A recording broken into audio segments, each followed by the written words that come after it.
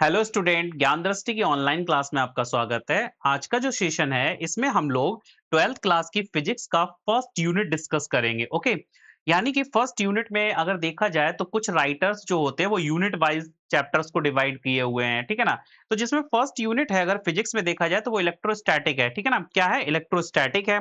और अगर एनसीईआरटी को देखा जाए तो उसमें उन्होंने ना फर्स्ट चैप्टर ही बना लिया और उसका नेम दिया है उन्होंने क्या? इलेक्ट्रिक चार्ज एंड फील्ड, ठीक है ना। तो कुछ राइटर्स क्या करते हैं अपनी यूनिट के अंदर जो चैप्टर्स बनाते हैं वो इलेक्ट्रिक चार्ज एंड फील्ड या चार्ज एंड फील्ड को अलग-अलग करके बना लेते हैं, ठीक है? उसके बाद पोटेंशियल, गॉस लॉ ऐसे करके बनाते हैं। तो चैप्टर पे आप न मत जाइएगा, आप केवल ये देखना कि आपके टॉपिक क्लियर हो रहे हैं उसी सीक्वेंस में या नहीं, और जो सीक्वेंस हम बताएँगे ना वो सीक्वेंस अच्छा ही होगा, ठीक है ना? तो चलिएगा हम लोग हेडिंग डाल देते हैं यहाँ पर। आपका फर्स्ट चैप्टर होगा electric charge electric charge and field, ठीक है ना। इलेक्ट्रिक चार्ज एंड फील्ड, इसमें सबसे इंपॉर्टेंट बात है चार्ज को डिस्कस करना। ओके, चार्ज क्या होता है पहले हम लोग इसी को जान लेते हैं। होता क्या है? इलेक्ट्रिकली अगर देखा जाए तो नेचर में जो बॉडी है वो इलेक्ट्रिकली न्यूट्रल होती हैं। क्यों न्यूट्रल होती हैं आप सबको पता है। हम लोग चार्ज यहाँ पर हेडिंग डाल दे रहे हैं। देखिएगा मैं पॉइंट को ना 1 2 3 करके ऐसे डिस्कस करूंगा, कितने नंबर ऑफ पॉइंट्स हो जाएंगे, ठीक है ना। और आगे चल के ना फिर मैं अच्छे से हेडिंग बनाता चला जाऊंगा। तो चलिएगा मैं पहली हेडिंग जो बनाऊंगा वो एक पॉइंट होगी अपनी। हैशटैग अगर फर्स्ट ले लूं तो वो दे ले रहा हूं क्या? Electric charge. Okay, electric charge. अब इलेक्ट्रिक चार्ज को डिस्कस करेंगे। सबसे पहली बात, इलेक्ट्रिक चार्ज जो होता है वो किसी भी बॉडी के इलेक्ट्रिक प्रॉपर्टी ही तो है। इलेक्ट्रिक चार्ज है क्या? एक प्रॉपर्टी है, ठीक है। और कैसी प्रॉपर्टी है वो भी बताएंगे। लेकिन अगर देखा जाए यूनिवर्स में जो बॉडी है वो इलेक्ट्रिकली न्यूट्रल होती है। क्यों? क्योंकि वो स्टेबल है और उसमें अगर न्यूक्लियस की बात की जाए तो उसमें जितना प्रोटॉन होता है उसके एटम के न्यूक्लियस के सराउंडिंग में किसी एटम में उतना ही इलेक्ट्रॉन होता है, ठीक है ना। तो इलेक्ट्रॉन और प्रोटॉन के नंबर से ही तो बनता है चार्ज, क्योंकि जो फंडामेंटल पार्टिकल होता है चार्ज का वो क्या होता है? आपका इलेक्ट्रॉन और प्रोटॉन, ठीक है ना। तो अगर देखा जाए इलेक्ट्रिक इलेक्ट्रिक चार्ज को ना दो पार्ट में डिवाइड किया गया है। कितने पार्ट में? दो पार्ट में। एक आपका हो जाता है नेगेटिव नेगेटिव और एक हो जाता है पॉजिटिव, ठीक है। अब सबसे पहले चार्ज को ही डिस्कस करते हैं, उसके बाद नेगेटिव पॉजिटिव भी पता लग जाएगा आखिर कैसे आ रहा है किसी बॉडी पर। ओके, तो चलो हम लोग नेक्स्ट पेपर पे लेते हैं और यहां पर इलेक्ट्रिक चार्ज के लिए एक बॉडी बना लेते हैं। क्या करते हैं? एक बॉडी बना लेते हैं। सपोज किसी भी बॉडी का हमने क्या बना लिया? एक एटम बना लिया। और एटम का जो मिड पार्ट होगा वो क्या होगा? न्यूक्लियस होगा, ठीक है। सपोज किसी एटम का जो न्यूक्लियस है उसके अंदर 5 प्रोटॉन्स हैं। कितने प्रोटॉन है? 5 प्रोटॉन। और आपको पता है प्रोटॉन पर जो चार्ज होता है वो कैसा होता है? पॉजिटिव चार्ज होता है, ठीक है ना। ओके, ये माइक जरा थोड़ा सा सरक रहा है, इसको सही से रखेंगे। और ये जो 5 प्रोटॉन होते हैं और इसके सराउंडिंग में अगर देखा जाए तो कितने इलेक्ट्रॉन है? सपोज 5 ही इलेक्ट्रॉन है, ठीक है। इनको जरा दूर दूर कर लो तभी सही लगेगा। 1 2 3 4 5, ठीक है। सराउंडिंग में 5 इलेक्ट्रॉन्स हैं और न्यूक्लियस के अंदर 5 प्रोटॉन्स हैं, ठीक है। प्रोटॉन पर पॉजिटिव चार्ज होता है। अगर देखा जाए प्रोटॉन पर जो चार्ज होता है वो कितना होता है? 1.6 इंटू 10⁻⁻19।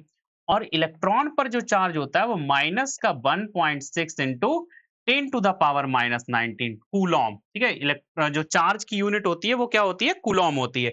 5 प्रोटॉन न्यूक्लियस में और 5 इलेक्ट्रॉन सराउंडिंग में, तो देखा गया कि ये चीज ना इलेक्ट्रिकली न्यूट्रल हो गई, क्योंकि 5 प्लस और 5 माइनस आपके कैंसिल आउट हो गए। अब क्या होता है अगर मुझे ये बॉडी पॉजिटिव चार्ज करनी है तब क्या करना होगा? ये सोचना पड़ता है। पॉजिटिव चार्ज करने के लिए भाई प्रोटॉन्स का नंबर बढ़ा दो। तब आप क्या करोगे? किसी दूसरी बॉडी से क्या प्रोटॉन लेके आओगे? क्या प्रोटॉन लेके आओगे? ये पॉसिबल है? अगर सपोज लेके भी आ गए तो इसमें इंसर्ट नहीं करा पाओगे। रीजन क्या है इंसर्ट ना करा पाने का? क्योंकि प्रोटॉन जो है वो आपके न्यूक्लियस पर पहुंचाने पड़ेंगे और न्यूक्लियस पर पहुंचाने के लिए उसके सराउंडिंग में एक इलेक्ट्रॉन की शील्डिंग मिलेगी और अगर फॉर एग्जांपल न्यूक्लियस में पहुंचा भी दिया तो न्यूक्लियस ही डिस्ट्रॉय हो जाएगा, अनस्टेबल हो जाएगा। फिर कैसे इस बॉडी को पॉजिटिव किया जाए, ठीक है ना? तब देखो एक आइडिया देते हैं। क्या करो, इस बॉडी से एक इलेक्ट्रॉन को निकाल दो, सपोज एक इलेक्ट्रॉन को निकाल दो, किसी दूसरी बॉडी पर पहुंचा दो। अब क्या होगा, जब इस बॉडी से इलेक्ट्रॉन सपोज ये निकल जाएगा, अब इस बॉडी पे देखा गया तो कितने प्रोटॉन रह गए? कितने प्रोटॉन रह गए? 5 प्रोटॉन ही है। लेकिन इलेक्ट्रॉन कितने हो गए? 1 2 3 4, 4 इलेक्ट्रॉन हो गए। यानी कि अगर देखा जाए 4 इलेक्ट्रॉन हो गए, ये माइनस का कर दो, कितने हो गए? 4 इलेक्ट्रॉन हो गए माइनस के 4 इलेक्ट्रॉन, और प्रोटॉन कितने हो गए? 5 प्रोटॉन है, प्लस के 5 प्रोटॉन।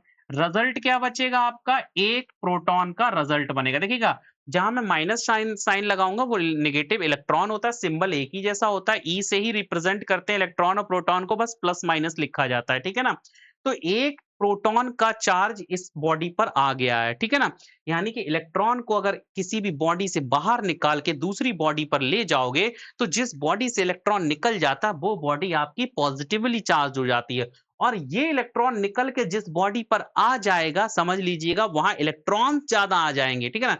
तो एक्सेस ऑफ इलेक्ट्रॉन्स मींस क्या हो जाता है? नेगेटिव चार्ज, ठीक है ना? और डिफिशियंसी ऑफ इलेक्ट्रॉन क्या हो जाता है आपका? Deficiency of electron means positive charge, ठीक है ना? तो किसी भी बॉडी पर चार्ज कैसा है, नेगेटिव और पॉजिटिव, और कैसे लाया गया है, वो थ्योरी यही है, ठीक है ना? कि अगर इलेक्ट्रॉन किसी बॉडी पर लाओगे तो वो बॉडी आपकी नेगेटिव चार्ज हो जाएगी, और जिस बॉडी से लेके आओगे यानी कि वहां कमी हो जाएगी, तो वो बॉडी कैसी हो जाएगी? पॉजिटिव। सपोज ये बॉडी पर भी कितने थे? 5 इलेक्ट्रॉन थे।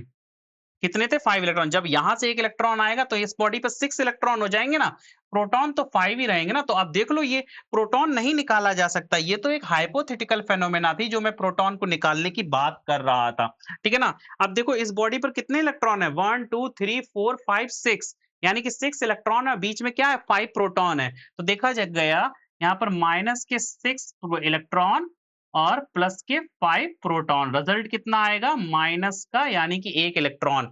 इस पर 1 इलेक्ट्रॉन ज्यादा हो गया, इस पर 1 प्रोटॉन ज्यादा हो गया, ठीक है ना? तो इस तरह से यहाँ पर देखा जाता है कि किसी भी बॉडी पर नेगेटिव चार्ज कब आता है, पॉजिटिव चार्ज कब आता है, ठीक है ना? ये समझ गए। अब हम लोग अगर डेफिनेशन भी लिखना चाहें तो कैसे लिख सकते हैं? Due to excess of electron any body acquire negative charge, ठीक है? और due to deficiency of electron any body acquire positive charge.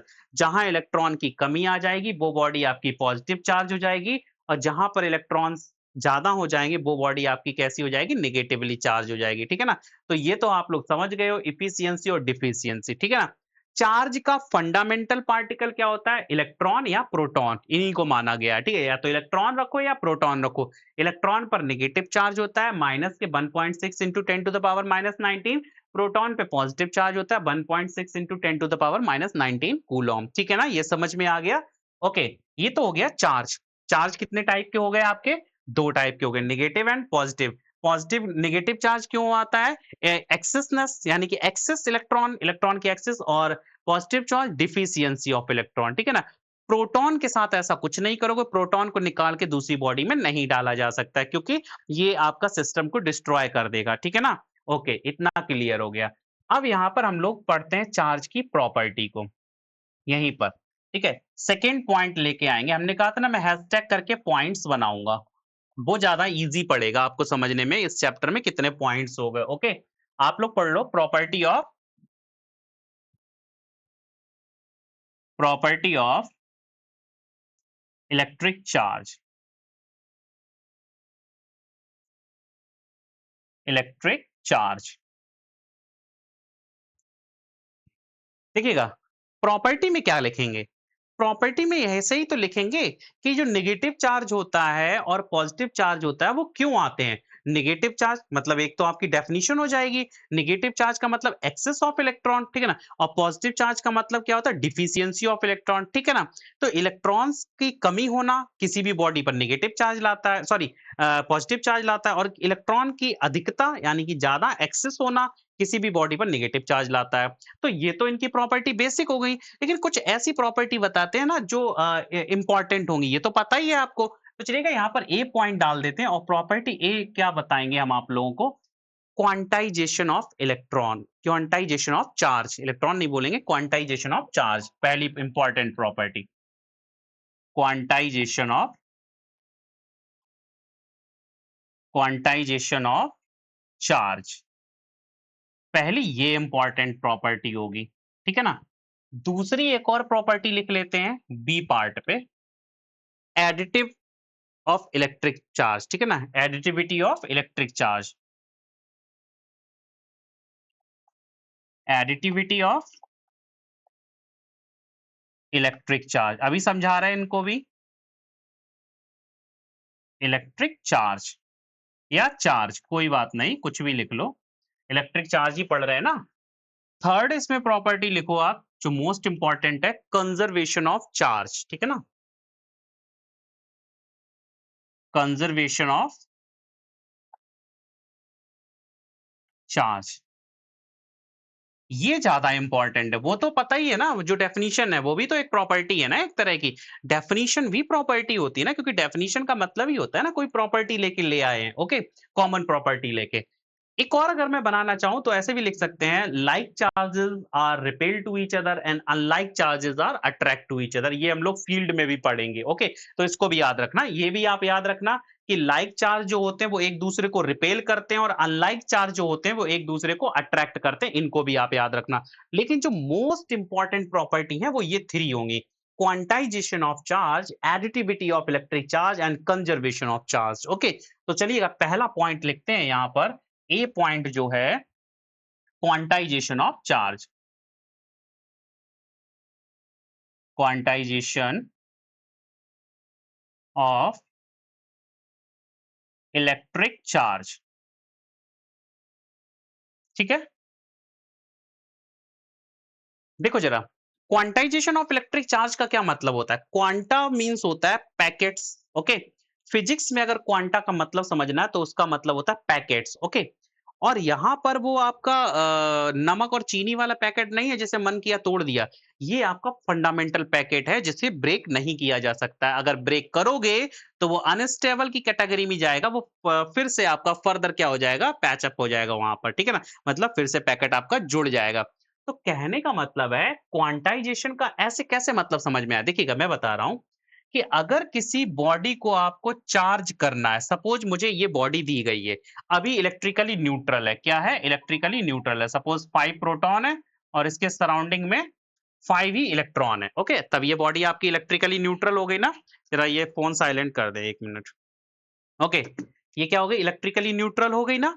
अब क्या करेंगे, इसको मुझे सपोज निगेटिव चार्ज करना है, तो मैंने क्या किया, कहीं से मैं चार्ज लेके आया, और चार्ज कैसे लाएंगे, इलेक्ट्रॉन के थ्रू लेके आएंगे ना। तो नेगेटिव चार्ज का मतलब होता है, सपोज मैं इस पर ना 4 इलेक्ट्रॉन लेके आया, ठीक है, जैसे ही मैं 4 इलेक्ट्रॉन लेके आऊंगा तब ये बॉडी आपकी क्या हो जाएगी, इलेक्ट्रिकली न्यूट्रल हो जाएगी। ये 4 इलेक्ट्रॉन में क्या किया, लेके आ गया, ठीक है ना। तो ये बॉडी आपकी इलेक्ट्रिकली न्यूट्रल हो गई, कितने से ही हो गई, जितने लेके आए थे, यानी कि इस पर चार्ज कितना आ गया, 4 इलेक्ट्रॉन के बराबर, ओके।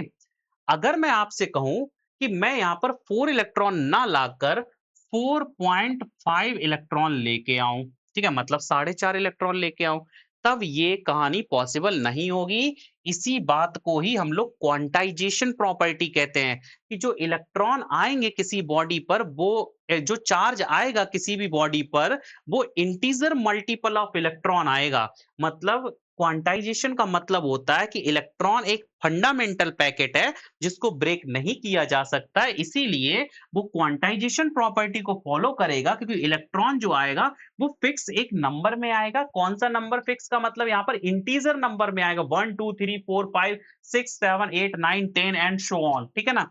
ऐसा नहीं हो सकता कि 4.5 इलेक्ट्रॉन आ गए, 5.5 इलेक्ट्रॉन आ गए, या 1/2 इलेक्ट्रॉन दे दिया, ठीक है ना, ये पॉसिबल नहीं है। इसी वजह से कहा गया क्वांटाइजेशन प्रॉपर्टी को चार्ज फॉलो करता है, क्योंकि चार्ज जब भी आएगा तो पैकेट्स के फॉर्म में आएगा, और वो क्वांटम पैकेट जो होंगे वो इलेक्ट्रॉन के होंगे, क्योंकि इलेक्ट्रॉन को ब्रेक नहीं किया जा सकता है, ओके।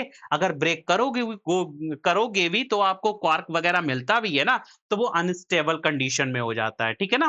तो ये भी आपको समझ में आ गया, क्वांटाइजेशन, जो भी इलेक्ट्रॉन आए वो कैसे आए, पैकेट्स के फॉर्म में आए। अच्छा, यहाँ पर एक क्वेश्चन को क्रिएट करते हैं, ठीक है ना? एक सिचुएशन क्रिएट करते हैं, वहां से भी डेटा क्लियर हो जाएगा। कैसे? सपोज एक ये बॉडी थी, 2 बॉडी थी, ठीक है? और 2 ही क्लास में क्या थे? स्टूडेंट थे। कंडीशन को समझना, 2 ही क्या थे? स्टूडेंट थे। एक ये रहा और एक हमने ये बना दिया, ठीक है? 2 स्टूडेंट दिए। ये ए बॉडी थी और ये बी थी, ठीक है? ऐसे इनके स्टूडेंट के भी नाम होंगे। इन दोनों से बोला गया ये बॉडी को चार्ज किया गया है, इनको ना मेज़रमेंट करो कि कितना-कितना चार्ज आया है, या कहने का मतलब है ये बताओ कि इन बॉडी पर कितना-कितना चार्ज है। हमने इसको चार्ज करके दे दिया, ठीक है? तो जब इसने मेज़रमेंट किया तो इसने बताया कि सर हाँ, मैंने तो मेज़रमेंट कर लिया कितना चार्ज आया, तो इससे पूछा गया तो इसने बताया कि इस बॉडी पर 3.2 into 10 to the power -19 coulomb charge है। कितना चार्ज है? -19 कूलम्ब। किसने बताया? इसने बताया। ठीक है ना? ये वाली जो डेटा दिया वो इसने दिया। ओके। एक और इंसान थे, यही जो बैठे हैं साहब, इनसे भी पूछा गया कि भाई बी बॉडी पे बताओ कितना चार्ज रहा होगा, मेज़रमेंट करके दिखाओ। तो इन्होंने क्या किया, इन्होंने मेज़रमेंट किया और बताया सर इस पे ना 2.8 into 10 to the power -19 coulomb positive का ही चार्ज है। सपोज़ पॉज़िटिव करके दिया था मैंने, ओके। अब इसमें से ये देखा गया, जब मुझे ये टारगेट मिला, सपोज एज अ टीचर मैं जब पता करने गया कि इनमें से कौन स्टूडेंट राइट है, ओके, ये राइट है या ये राइट है या दोनों ही राइट है, ठीक है ना? तब अगर मैंने इनको देखा तो पहली प्रॉपर्टी में देखूंगा क्या इन्होंने चार्ज की प्रॉपर्टी को फॉलो किया है, जरा देख लो। 3.2 का मतलब हो गया कि इस पर कितने इलेक्ट्रॉन आए होंगे? 2 इलेक्ट्रॉन। क्यों? क्योंकि भाई अगर 2 इलेक्ट्रॉन आए होंगे तभी तो ये चार्ज हो जाएगा। 3.2 into 10 to the power -19। 2 electron आने का मतलब 2 इलेक्ट्रॉन गए होंगे, क्योंकि पॉजिटिव चार्ज है ना, तो यहाँ पर एरो का साइन सही बना लो। इस बॉडी से 2 ही इलेक्ट्रॉन तो गए होंगे ना, तभी तो ऐसी कंडीशन बनी। कितने इलेक्ट्रॉन निकल के गए हों, क्योंकि पॉजिटिव चार्ज है ना, नेगेटिव नहीं है। 2 इलेक्ट्रॉन निकल गए होंगे, तभी इस पर चार्ज कितना आया? 3.2 इंटू 10 टू द पावर -19। क्यों? क्योंकि 2 प्रोटॉन्स ज़्यादा हो गए ना, और 1 प्रोटॉन पर चार्ज कितना होता है? 1.6 इंटू 10 टू द पावर -19। जब हम लोग 1.6 यानी कि 2 into 1.6 into 10 to the power -19 करेंगे, तभी तो रिजल्ट आएगा। ठीक है? 16 टू ज़ा 32, यानी कि पॉइंट लगा दोगे। तो यानी कि इसने तो क्वांटाइजेशन फॉलो किया, लेकिन इसको देखो जरा, इन्हों को देखो जरा, बी में से अगर 1 इलेक्ट्रॉन निकला होता या तब इस पर चार्ज कितना आता? 1.6 into 10 to the power -19, okay. और अगर 2 इलेक्ट्रॉन निकले होते सपोज़, तब तो इतना ही चार्ज आता, 3.2 इंटू 10 टू द पावर -19। लेकिन ये 2.8 क्या है? इसका मतलब है एक तो निकल गया पूरा का पूरा, और दूसरा जो चार्ज निकला वो पूरा ना निकला, आधा इसी में रह गया, थोड़ा-सा निकल गया, तभी तो आया 2.8। यानी कि ये वाला इंसान जो इसने स्टूडेंट ने बी बॉडी को बताया था मेजरमेंट करके, वो उसने गलत अपनी कॉन्सेप्ट दिया है, ठीक है ना? 2.8 नहीं पॉसिबल है। यही तो थ्योरी आपकी क्वांटाइजेशन है ना, ये मैंने समझाने का एक आपको आइडिया दिया है कि अगर बॉडी पर 2 इलेक्ट्रॉन निकलेंगे तो 3.2 into 10 to the power -19 coulomb charge आएगा। 1 इलेक्ट्रॉन निकलेगा तब तो इतना आएगा, 2 निकलने से तो इतना आएगा। तो 2.8 इन दोनों के बीच की इंटरमीडिएट कंडीशन कैसे बन जाएगी? ऐसे थोड़ी बन जाएगी कि भाई आधा इलेक्ट्रॉन और करके निकाल दिया। यानी कि ये पॉसिबल नहीं है। तो ये इसने गलत कॉन्सेप्ट या गलत आपने मेज़रमेंट किया और इसने सही मेज़रमेंट किया, ठीक है ना? तो ये आपका राइट था, क्योंकि क्वांटाइजेशन प्रॉपर्टी फॉलो कर रहा था। इसने तो फॉलो ही नहीं किया, तो मेज़रमेंट करने की ज़रूरत ही नहीं है। ओके? तो ये आप लोग समझ गए ना क्वांटाइजेशन क्या होता है पूरी तरह से, क्योंकि जो चार्ज होगा वो इंटीजर मल्टीपल ऑफ इलेक्ट्रॉन होगा।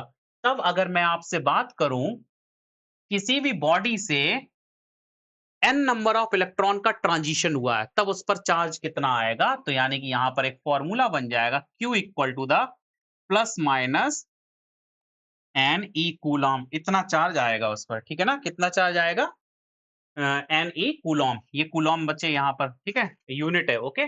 Q equals to the plus minus n e। Transition का मतलब या तो इलेक्ट्रॉन आए होंगे n, या n नंबर ऑफ इलेक्ट्रॉन गए होंगे। अगर आए होंगे तो नेगेटिव और अगर गए होंगे तो पॉजिटिव, ठीक है ना? इसको समझ लीजिएगा। ओके, क्वांटाइजेशन हो गया। अब नेक्स्ट प्रॉपर्टी जो बी थी उसको लिखते हैं additivity. B property, B property थी आपकी एडिटिविटी, ठीक है?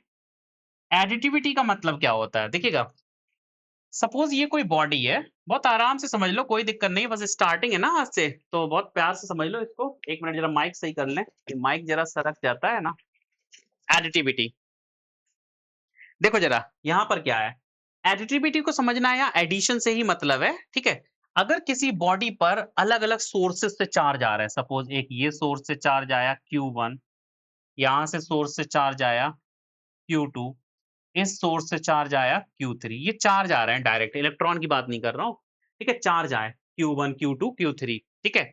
अगर पूछा जाए इस होल बॉडी पर कितना चार्ज आया है, तो इसका मतलब क्या होगा? Algebraic sum of component charges, ठीक है ना? Algebraic sum of component charges, यानी कि टोटल चार्ज अगर देखा गया पूरी बॉडी पर, तो वो होगा आपका algebraic sum of component charges, ठीक है ना? ये होगा, यही मतलब होता है एडिटिविटी। अलग-अलग सोर्सेस से अगर किसी एक बॉडी पर चार्ज आ रहे हैं, तो उस पूरी बॉडी पर जो चार्ज होगा, वो जो सोर्सेस से चार्ज आए थे, यानी कि जो कंपोनेंट चार्ज थे, उनका अलजेब्रिक सम। अब अलजेब्रिक सम का मतलब क्या है? मैं एक और कॉन्सेप्ट यहीं पर ऐड कर रहा हूँ। सपोज़ ये बॉडी थी और जो अलग-अलग सोर्सेस से चार्ज आ रहे थे, अब उनकी वैल्यू ले लो। सपोज़ यहाँ पर आया आपका 5 कूलम्ब चार्ज माइनस का, यहाँ से आया प्लस का 3 कूलम्ब चार्ज और यहाँ से आया माइनस का 8 कूलम्ब चार्ज। अब आपसे पूछा गया इस पूरी बॉडी पर चार्ज कितना है? तब अलजेब्रिक सम का मतलब होता है यहाँ पर साइन के साथ रखना है। प्लस का 3 कूलम्ब, ठीक है? प्लस का सॉरी अब माइनस है ना? माइनस का 5 कूलम्ब, माइनस का 8 कूलम्ब, ठीक है? तो टोटल चार्ज कितना हो जाएगा? 3 कूलम्ब माइनस का 13 कूलम्ब। तो रिजल्ट कितना बनेगा? Q equal to the minus का 10 कूलम्ब। यानी कि जो अलजेब्रिक सम का मतलब होता है यहाँ पर विथ नेगेटिव और पॉजिटिव साइन के साथ ही वैल्यू को पुट करना होगा। ओके, तो ये हो गई एडिटिविटी। ओके, और थर्ड तो आपको पता ही है, जो प्रॉपर्टी एक और मैंने बताई थी, कौन सी? Conservation of electric charge. जो सी पार्ट है वो है आपका कंजर्वेशन, कंजर्वेशन ऑफ चार्ज। इसका मतलब तो यही हुआ ना, अभी तक तो आप जो कर रहे थे वो कंज़र्वेशन की वजह से ही तो कर रहे थे, क्योंकि अगर किसी बॉडी को नेगेटिव चार्ज करना हुआ, तो किसी दूसरी बॉडी से इलेक्ट्रॉन लेके आ रहे थे, ओके? और किसी दूसरी बॉडी पर इलेक्ट्रॉन डाल रहे थे। यानी कि इलेक्ट्रॉन को ऐसा तो नहीं कर रहे थे कि अपनी लैबोरेटरी में ऐसे बना दिया ऐसे और डाल दिया, ऐसा तो नहीं कर रहे थे ना। यानी कि electron can not be created, ठीक है? Neither be created nor destroyed, ठीक है ना? ना तो वो बनाया जा सकता है और ना ही उसको खत्म किया जा सकता है, डिस्ट्रॉय किया जा सकता है, ठीक है ना? तो जब बनाया भी नहीं जा सकता, डिस्ट्रॉय नहीं किया जा सकता, इसका मतलब क्या हुआ? वो कंजर्वेटिव प्रॉपर्टी को फॉलो करता है। तो इस वाली बात का तो यही मीनिंग है। जैसे मास कंजर्वेशन, या ये बात तो आप लोग वैसे ही पता होगी कंजर्वेशन का क्या मतलब होता है, ठीक है ना? तो इलेक्ट्रॉन जो चार्ज की जो डेफिनिशन थी, ठीक है? एक इंट्रिंसिक एक प्रॉपर्टी है किसी भी बॉडी पर जिसकी वजह से वो बॉडी इलेक्ट्रिकली चार्ज हो जाती है, यानी कि अपने सराउंडिंग में एक फील्ड बना लेती है, ठीक है? और चार्ज जो होता है वो 2 टाइप से होता है, नेगेटिव और पॉजिटिव। कैसे नेगेटिव आता है, कैसे पॉजिटिव आता है, ये हम लोग देख चुके हैं, ज़रा देख लो एक बार। ये हम लोगों ने देखा था यहाँ पर, ये देखो ज़रा, ठीक है? नेगेटिव और पॉजिटिव, यहाँ पर तो क्वांटाइजेशन प्रॉपर्टी चल रही है, यहाँ पर देख लो। इस टाइप से नेगेटिव एंड पॉजिटिव, ठीक है ना? और यहाँ पर हमने बताया था कैसे 5 प्रोटॉन 5 इलेक्ट्रॉन करके, तो ये सारी बातें क्लियर हो गई हैं। ओके, तो इतना तो क्लियर हो गया चार्ज के बारे में, उसकी प्रॉपर्टी भी हम लोगों ने पढ़ रखी है, ठीक है? अब हम लोग बात करेंगे कुछ नई। नई का मतलब है यहाँ पर अब लोग चार्जिंग प्रोसेस पढ़ेंगे। ओके, चार्जिंग कैसे कैसे प्रोसेस होगी, प्रोसेस चार्जिंग की क्या हो सकती है? एक तो किसी बॉडी को डायरेक्ट ऐसे टच करके चार्ज किया जा सकता है बाई कंडक्शन, और एक होता है बिना टच किए भी चार्ज होती है बॉडी। यहाँ से कुछ कॉन्सेप्ट निकल के आएगा ना, क्योंकि बिना टच करके अगर कोई दूसरी बॉडी चार्ज हो रही है, इसका मतलब एक चार्ज बॉडी के सराउंडिंग में कोई फील्ड है, तभी तो ऐसा हो रहा है ना। तो चलिएगा यहाँ पर चार्जिंग प्रोसेस डाल देते हैं। नेक्स्ट पॉइंट जो थर्ड पॉइंट होगा, थर्ड है या फोर्थ है, कोई भी हो सकता है। Charging of a body, charging of a body, ठीक है? अच्छा एक काम करते हैं, इसको हैशटैग कर ले रहे, ठीक है? शायद थर्ड ही तो पॉइंट होगा, देख लेते हैं। ये वाला जो प्रॉपर्टी बताई थी, ये कौन-सा पॉइंट था? 1 सेकंड, ए और हाँ, सेकंड था, थर्ड पॉइंट होगा, ठीक है? Charging of a body. तो चार्जिंग ना बेसिकली 2 टाइप से होता है। एक तो हो जाएगा आपका कंडक्शन से, और एक हो जाएगा आपका इंडक्शन से। ओके?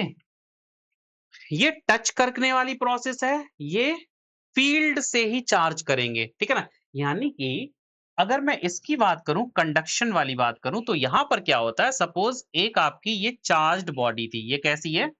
चार्ज। इस पर कोई चार्ज ही लिख दो। यहाँ पर क्या ले रहे हैं, एक बॉडी ले रहे हैं इस टाइप से, और ये है आपकी क्या? चार्ज्ड। जब ये चार्ज्ड है और एक और दूसरी बॉडी इसके बगल में ले लो और इस पर क्या लिख लो? अनचार्ज्ड या न्यूट्रल। ठीक है? ये क्या है? अनचार्ज्ड बॉडी है या न्यूट्रल बॉडी है। ओके? अब क्या करोगे, जो चार्ज्ड बॉडी थी और एक न्यूट्रल बॉडी है, अगर मुझे इस न्यूट्रल बॉडी को टच करा के चार्ज करना है, तो इसका मतलब क्या हुआ कि एक वायर लिया और यहाँ से ऐसे करके इस पर जोड़ दिया।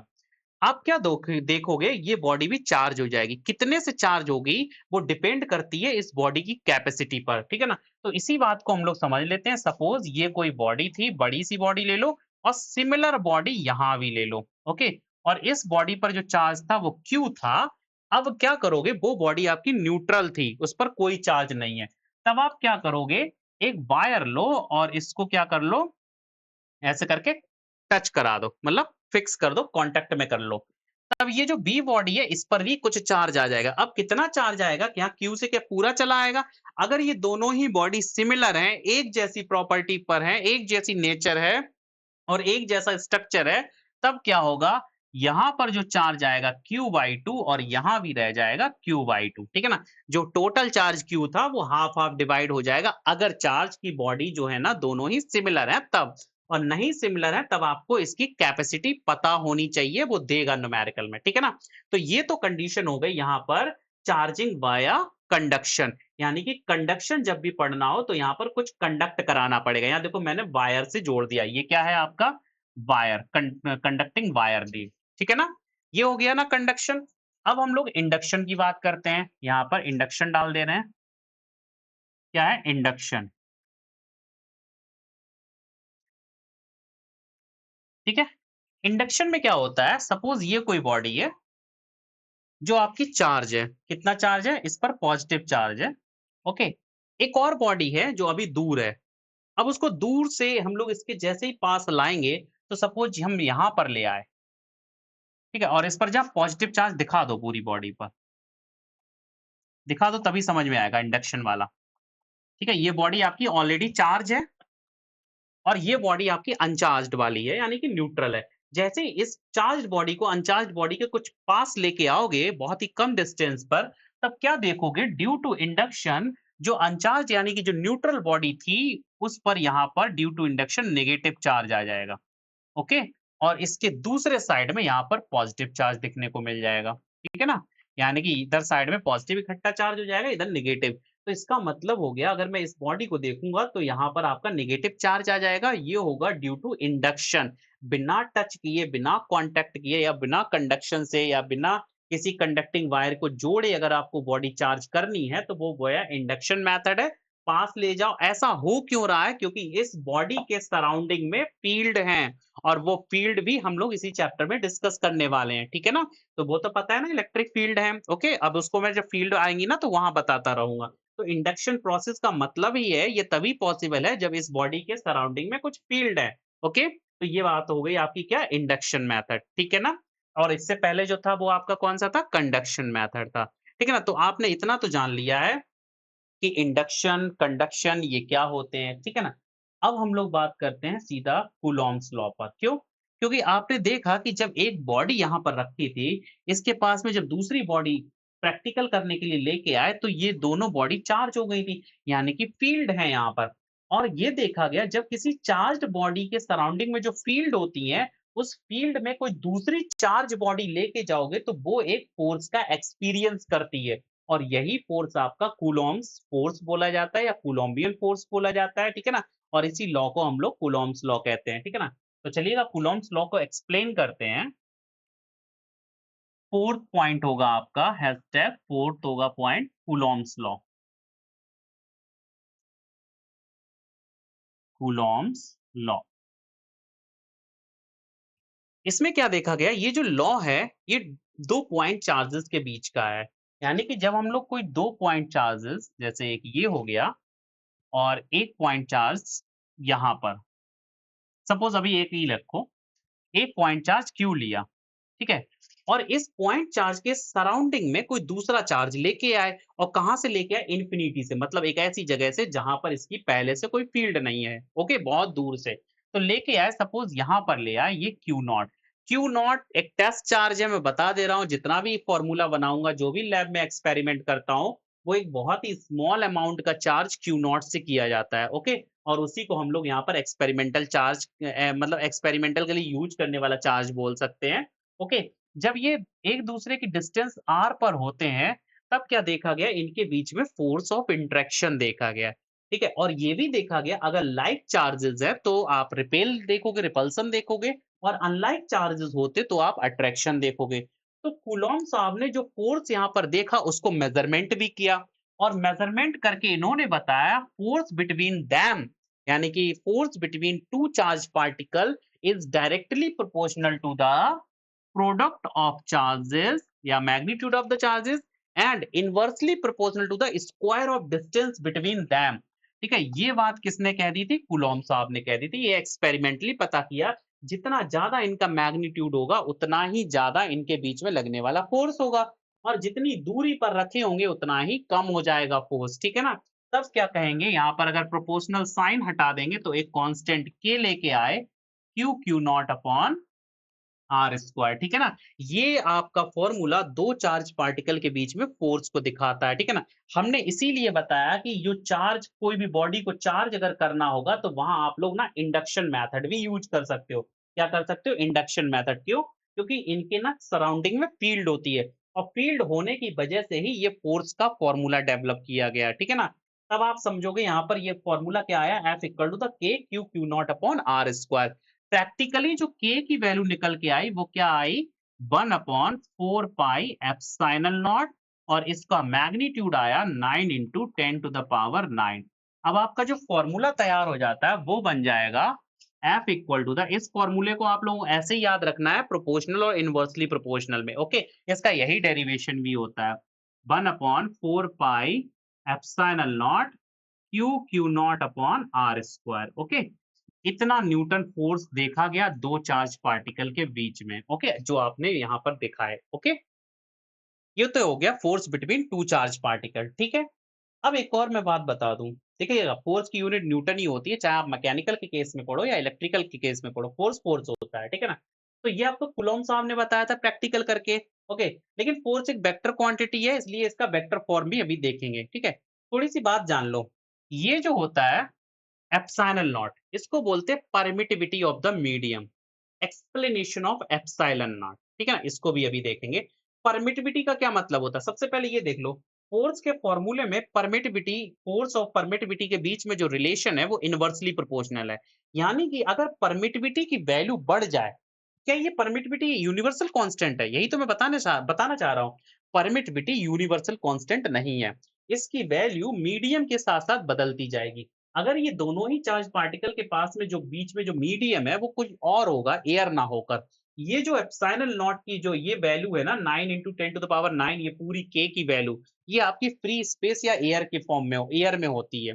लेकिन अगर इन दोनों ही चार्ज पार्टिकल को पानी के अंदर ऐसे डिप करके रखा गया, या सपोज किसी ऑयल के अंदर डिप करके रखा गया, ठीक है, या कोई और बॉडी है इनके बीच में, ऐसी कंडीशन में एप्सिलॉन नॉट की वैल्यू चेंज हो जाती है। वहां पर मीडियम का डाइलेक्ट्रिक आ जाता है, क्योंकि बीच में जो भी फिल किया जाएगा, वो एक आपका इंसुलेटर होगा, और इंसुलेटर का एक डाइलेक्ट्रिक कांस्टेंट होता है। वही डाइलेक्ट्रिक कांस्टेंट आपको परमिटिविटी को एक्सप्लेन करता है, ठीक है ना? परमिटिविटी का क्या मतलब होता है? परमिशन या अलाउ करना। अब हम लोग इसको ना थोड़े से शब्दों में समझ लो, कैसे? आसान शब्दों में, सपोज ये जो बोर्ड है, ये एक दीवार है, या बोर्ड आपका सॉलिड है, यहाँ पर, यहाँ से कोई बॉडी क्रॉस नहीं कर सकती। अब खुद देखो, जब इस बॉडी को, यानी कि जो ये बोर्ड है, इसको अगर कोई बॉडी क्रॉस नहीं कर सकती है, तो ये बॉडी पर अगर कोई दूसरी बॉडी ऐसे आके टकराएगी, तो बोर्ड उस बॉडी पर फोर्स इंपोज कर देगा, या ये बॉडी उस पर फोर्स लगा देगी। सीधी सी बात है, जैसे ये मार्कर है, मार्कर ना होके रॉकेट होता और ऐसे आके इस पे टकराएगा, तो क्या होगा? ये तो डिस्ट्रॉय हो जाएगा, बोर्ड भी डिस्ट्रॉय हो जाएगा। लेकिन अगर यहाँ पर ये दीवार ना होकर, ये बोर्ड ना होकर यहाँ पर फॉग होता है या मिस्ट होती, दिखाई तो देता है एक दीवार है, तब ये मार्कर ऐसे आता, वो फॉग को क्रॉस करके वो चला जाता। मिस्ट होता या धुआं होता, तो वो इसको क्रॉस करके चला जाता है। यानी कि जो धुआं का मतलब क्या हो गया? परमिटिविटी ज़्यादा है, यानी कि परमिशन उसने ज़्यादा दे दी निकलने के लिए। जब अगर ये दीवार ना होकर धुआं होता या मिस्ट होता, तो मिस्ट इस मार्कर को परमिशन देता कि भाई निकल जाओ, यानी कि क्योंकि हमारे मीडियम की परमिटिविटी ज़्यादा है। मीडियम की परमिटिविटी का ज़्यादा होना, फ़ोर्स का कम लगना, सीधी-सी बात है। अगर ये दीवार है, दीवार की परमिटिविटी तो जीरो मतलब ना के बराबर, ठीक है ना? बहुत कम है। तो जब दीवार की परमिटिविटी है ही नहीं, तो अगर ये मार्कर इस पे जाएगा, तो इस पे हिट कर जाएगा और इस पर लगेगा एक फ़ोर्स। यानी कि परमिटिविटी का कम होना, फ़ोर्स का ज़्यादा होना शो कराता है। यही होता है परमिटिविटी का मतलब। परमिटिविटी का मतलब होता है टू अलाउ, परमिशन देना। अगर परमिटिविटी कम है तो फ़ोर्स आपका बहुत ज़्यादा लगेगा, जैसे कि दीवार की परमिटिविटी बहुत कम होती है। और अगर यहाँ पर मिस्ट है तो उसकी परमिटिविटी बहुत ज़्यादा होती है, तो फ़ोर्स आपका कम लगेगा। यानी कि यहाँ पर आपको पता है फ़ोर्स जो है वो इनवर्सली प्रोपोर्शनल है एप्सिलॉन नॉट यानी कि परमिटिविटी के, ठीक है ना? अगर एयर ना होकर कोई और मीडियम है, फॉर एनी अदर मीडियम, उसके लिए फ़ोर्स का फ़ॉर्मूला क्या होगा? For other medium, other medium, force कितना होगा? F equal to the 1 upon 4 pi epsilon naught, एक कांस्टेंट आ जाएगा K। K वो वाला K नहीं है, ठीक है? आप चाहो तो एप्सिलॉन और R कर लो। क्या कर लो? एप्सिलॉन R, ठीक है ना? ये आपका डाइलेक्ट्रिक कांस्टेंट होगा। Into Q naught upon R square, where epsilon naught epsilon R equal to the epsilon, ऐसे करके लिख लो, okay? Epsilon R means relative permittivity of the medium, ठीक है? तो F हो जाएगा यहाँ पर F इक्वल टू द, एक और फॉर्मूला यहाँ पर सही से लिख लो, 1 upon 4 pi epsilon Q naught upon R square, ठीक है ना? ठीक है, समझ गए ना? अगर कोई मीडियम आपका एयर ना होकर कोई दूसरा मीडियम हुआ, तब के केस में क्या करोगे, ठीक है ना? तो यहाँ पर आपको डाइलेक्ट्रिक्स दिया जाएगा। के से भी रिप्रेजेंट कर सकते हो डाइलेक्ट्रिक को, एप्सिलॉन आर से भी रिप्रेजेंट करोगे, ठीक है ना? वो रिलेटिव परमिटिविटी होती है, ठीक है? इतना तो तैयार हो गया आपको? ओके। तो मीडियम की परमिटिविटी से भी मतलब समझ गए, परमिटिविटी ज्यादा मतलब फोर्स कम, परमिटिविटी कम मतलब फोर्स ज्यादा, ठीक है ना? टू अलाउ, परमिटिविटी का मतलब टू अलाउ, अलाउ करना, ना करना, उसके ऊपर है, ठीक है? उसके बाद एक और यहाँ पर फंडामेंटल देख लेते हैं। आपका कूलॉम्स लॉ का इस फॉर्म में तो पूछने से रहा एग्जामिनर। वो ना कैसे पूछता है, उसको पूछने का जो तरीका होता है वो होता है इसका कहने का मतलब वेक्टर रिप्रेजेंटेशन। तो इसका नेक्स्ट पॉइंट 4 पॉइंट होगा, जो 4th हेडिंग होगी, उसको हम लोग लिख देते हैं vector form of Coulomb's law, Coulomb's law, vector form of Coulomb's law. इसका क्या मतलब होता है? देखिएगा, कूलॉम्स लॉ तो वही है, 1 upon 4 pi epsilon naught q naught upon r square. लेकिन वेक्टर फॉर्म का मतलब होता है कि कूलॉम्स लॉ में जो फोर्स है वो एक वेक्टर क्वांटिटी है, और वेक्टर क्वांटिटी को कैसे रिप्रेजेंट करेंगे आप, यही मतलब हुआ। तो इसके लिए ना आपको एक अच्छा खासा कोऑर्डिनेट सिस्टम बनाना पड़ेगा, इस टाइप से, ठीक है? जिसमें एक होगी ये बाई एक्सिस, ये होगी एक्स एक्सिस, ठीक है ना? एक एक्स एक्सिस होगी, एक आपकी बाई एक्सिस होगी। ये आपका ओरिजिन होगा। अब जो 2 चार्ज आपने इससे पहले वाले केस में ऐसे ही रख दिए थे ना फ्री स्पेस में, उन दोनों ही चार्जेस को यहाँ पर रखना पड़ेगा। तो चलो रख लो, कोई दिक्कत नहीं है, हमसे जैसा बोला जाएगा वैसा करेंगे। एक चार्ज ये रख लिया आपने Q, और इसका ओरिजिन से जो डिस्टेंस होगा वो हम लोग कितना कंसीडर कर ले रहे हैं, R1, और इसको बोला जाता है क्या, पोजीशन वेक्टर। और दूसरा चार्ज है सपोज ये, यहाँ पर ये है Q नॉट, यही तो लाए थे। और इसकी भी जो ओरिजिन से डिस्टेंस होगी उसको बोला जाएगा R2, और इसको भी बोलते हैं हम लोग क्या, पोजीशन वेक्टर। एक ही साइन लगाओ एरो का, ठीक है? इसको बोलते हैं पोजीशन वेक्टर। अब इन दोनों ही चार्ज पार्टिकल के बीच की जो डिस्टेंस होती है, इसको क्या बोल देते हैं, डिस्प्लेसमेंट वेक्टर। और इसको नेम कर दिया आर से। अब क्वेश्चन ये है, इन दोनों के तो एरो हमने अपवर्ड लगा दिए, क्यों? क्योंकि जो पोजीशन वेक्टर होता है वो ओ यानी कि ओरिजिन से ही ट्रेस किए जाते हैं। अब जो डिस्प्लेसमेंट वेक्टर है वो किधर को ट्रेस किया जाएगा? तो अभी मैं समझा देता हूँ किधर होगा। आपकी प्रैक्टिकल डिपेंड करता है इस वेक्टर को डायरेक्शन देना। कैसे? सपोज एक पॉइंट ये चार्ज है, एक पॉइंट चार्ज ये है, ओके। अगर मैं जो स्पेस में पहले से मौजूद चार्ज है उसको मैं हिंज करके रखूं यानी कि फिक्स करके, इसको मैंने क्या कर दिया, फिक्स, ऐसी टेबल पे ऐसे कील ठोक के रख दिया, ओके, या चिपका दिया, पेस्ट कर दिया। क्यू नॉट चार्ज ही तो इन्फिनिटी से लेके आए थे इसके पास, ठीक है ना? तभी तो फोर्स एक्सपीरियंस किया था क्यू नॉट ने। क्यू नॉट ही तो फोर्स एक्सपीरियंस कर रहा है ना।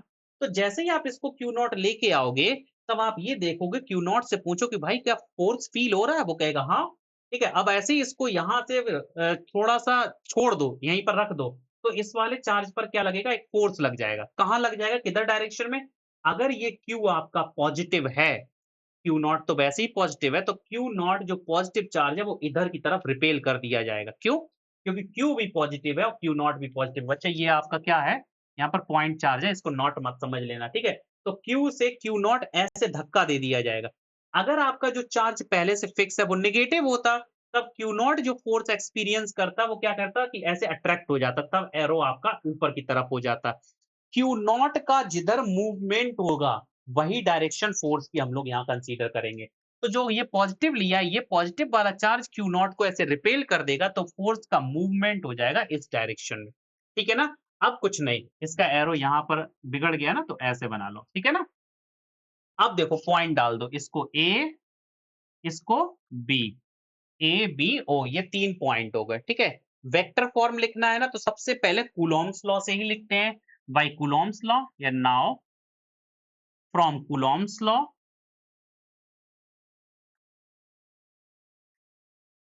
From coulomb's law. चलिएगा कूलॉम्स लॉ से लिखते हैं। क्या है coulomb's law? F equal to the 1 upon 4 pi epsilon naught q q naught upon r square. क्यों? क्योंकि भाई इनके बीच की डिस्टेंस आर ही तो है। आर अगर दिख रही हो तो ठीक है, नहीं तो मैं बता रहा हूँ यहाँ पर आर है, ठीक है ना? क्योंकि ये मार्कर जो लिया है ना, ये थोड़ा सा डार्क कलर हो गया, तो हो सकता है ना दिखे, ठीक है? अब ये तो नॉर्मल थ्योरी थी, लेकिन वेक्टर फॉर्म क्या कहता है? इस साइड तो वेक्टर लगा दो, चल जाएगा। अब यहाँ क्या करोगे? यहाँ फोर्स की डायरेक्शन दोगे। ये मैग्नीट्यूड तो हो गया, लेकिन डायरेक्शन को यहाँ डॉट करना पड़ेगा। अब डायरेक्शन किधर हो गई? आर डायरेक्शन, आर इधर ही तो डायरेक्शन बनाएंगे ना, तो जो डायरेक्शन होगी वो होगी आपकी आर कैप। बट 11th में तो आप अच्छे से पढ़े हो, जो यूनिट वेक्टर होता है आर कैप, उसको लिखा जा सकता है vector r upon mod r. ऐसे ही तो लिखते हो ना, इसको भी लिख डालो। तो एफ वेक्टर अब यहाँ पर आ जाएगा 1 upon 4 pi epsilon naught q q naught upon r square. एक और बात लिखो यहाँ पर डॉट करके कॉमा, आर स्क्वायर को क्या लिख सकते हो? मॉड ऑफ आर का होल स्क्वायर। जरा देखना यहाँ पर, आर का किसी भी क्वांटिटी का डायरेक्ट स्क्वायर कर लो या उसका मैग्नीट्यूड लेके स्क्वायर कर लो, बात तो एक ही होगी, दोनों ही क्वांटिटी पॉजिटिव आएंगी ना। तो जो ये आर स्क्वायर था ना, इसकी जगह मॉड ऑफ आर स्क्वायर लिख दे रहे, ओके। यहाँ क्या लिख दे रहे? Mod of r square dot, ये जो आर कैप था इसकी ये वैल्यू रही, r vector upon mod of r, ठीक है ना? अब क्या करना है? कुछ नहीं करना है, इसको जरा समेट लो, मॉड ऑफ आर स्क्वायर और मॉड ऑफ आर, इसका क्या हो जाएगा यहाँ पर? आर क्यूब हो जाएगा ना। तो नेक्स्ट पेज पे चलते हैं। A vector is equals to the 1 upon 4 pi epsilon naught q q naught upon mod of r का होल क्यूब। बच्चे यहाँ भी वेक्टर ही होता है, ओके, पीछे लगा लो वेक्टर। यहाँ भी ये वेक्टर ही होता है, मॉड लिया जाएगा, वेक्टर का ही तो लिया जाता है, ठीक है? इनटू आर वेक्टर, ऐसा ही तो हो जाएगा ना। अब क्वेश्चन ये, इस आर वेक्टर को थोड़ा सा फाइंड कर लो in terms of position vector. तो जरा यहाँ पर एक छोटा सा वही वाला डायग्राम बना लो। ये ओ है, ये ए है, ये बी है, ठीक है? ऐसे एक वेक्टर, एक एरो ये था, एक एरो ये था, एक एरो ये था। ये था आपका R1, ये था आपका R2 और ये था R1 R, ठीक है ना? अब यहाँ पर क्या होगा? जरा ये माइक सेट कर लें, ये बार-बार नीचे हो रहा है। ओके, कल से चेंज कर देंगे माइक। R1 आप देखो यहाँ पर ट्रायंगुलर लॉ फॉलो करो। जो डिस्प्लेसमेंट होता है अगर किसी भी पॉइंट एक पॉइंट से चलकर अगर मैं इधर-उधर से घूमते हुए उसी पॉइंट पर आ जाऊँगा तो टोटल डिस्प्लेसमेंट 0 हो जाएगा। अगर मैं O से A पर जाऊँ, A से B पर जाऊँ, B से O पर आऊँ तो नेट डिस्प्लेसमेंट तो 0 है ना? तो लिखो ज़रा इन वेक्टर का डिस्प्लेसमेंट इस पर वेक्टर लगा लेना क्योंकि ये सब वेक्टर हैं, ठीक है? पीछे भी वेक्टर लगा लो। ये वेक्टर ही तो हैं, ओके? ध्यान रखना है इस बात को। एग्ज़ामिनर ना यहीं पर मार्क्स कम दे देता है। तो चलिएगा फ्रॉम ट्रायंगल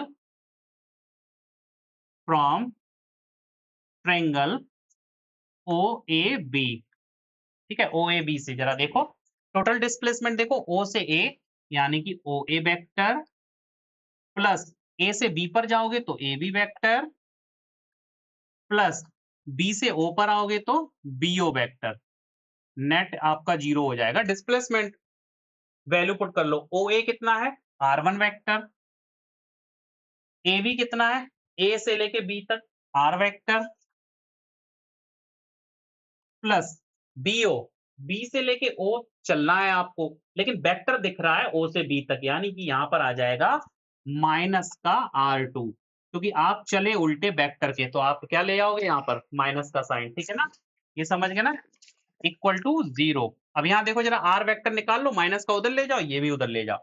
तो R वेक्टर कितना हो जाएगा? ध्यान से समझना, इस R2 को उधर ले जाओ तो प्लस का हो जाएगा R2 वेक्टर माइनस का R1 वेक्टर।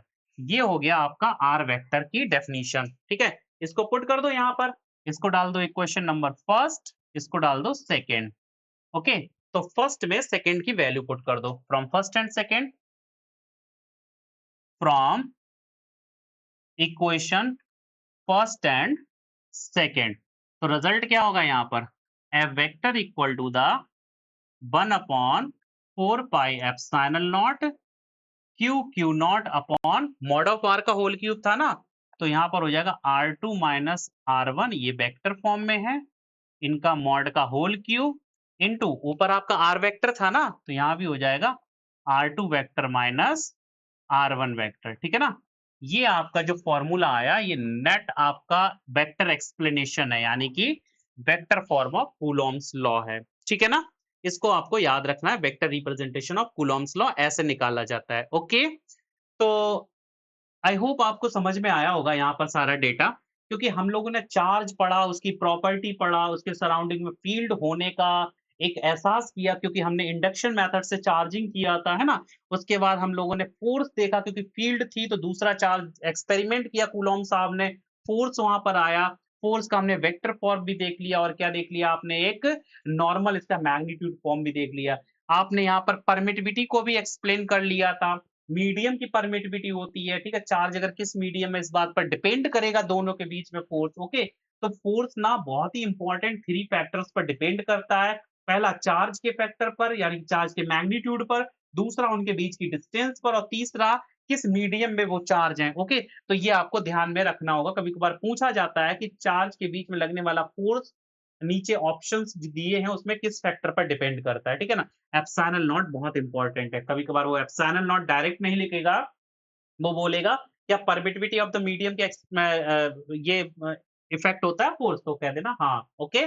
तो आज की क्लास में इतना ही रखते हैं। नेक्स्ट सेशन में हम लोग देखेंगे इसके आगे की कहानी, ओके? बाय-बाय।